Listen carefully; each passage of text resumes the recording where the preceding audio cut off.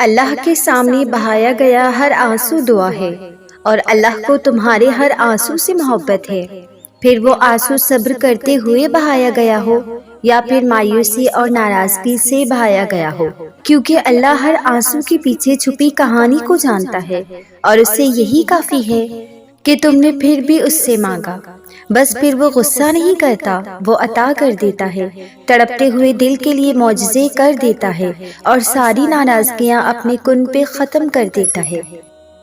تم دعا تک خود نہیں پہنچتے، تمہیں دعا تک لایا جاتا ہے۔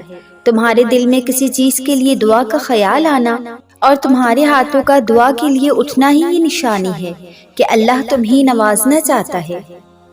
اس کے لیے کچھ بھی ناممکن نہیں ہے، وہ لا حاصل سے ملوا سکتا ہے اور برے کو بہتر بنا سکتا ہے۔ ہماری سوچ بھی وہاں نہیں جا سکتی جہاں سے وہ وسیلے نکال دیتا ہے۔ کسی کی کہنے یا نہ کہنے سے کوئی فرق نہیں پڑتا، بس اتنا یاد رکھو کہ وہ پلک جھپکتے نصیب بدل سکتا ہے۔ جو آنسوؤں کی زبان سے مانگتے ہیں نا اللہ پاک سے، پھر وہ خالی ہاتھ لوٹائے نہیں جاتی۔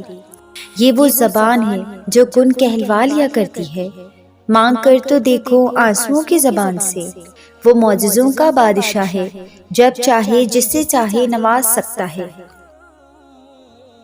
اللہ کی طاقتوں پر یقین رکھنے والوں کے لیے سفر کبھی مشکل نہیں ہوتا، کیونکہ وہ جانتے ہیں کہ جو اللہ نے انہیں دینا ہے وہ کائنات کی کوئی طاقت ان سے چھین نہیں سکتی۔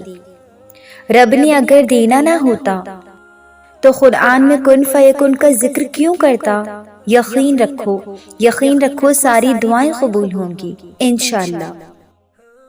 جب انسان بچوں کی طرح اللہ کو اپنی من پسند چیز کے لیے مناتا ہے، تڑپ سے گڑ گڑاتا ہے، تو وہ مان جاتا ہے۔ اللہ کو اپنے بندے کی معصومیت بھری آواز بہت محبوب ہے۔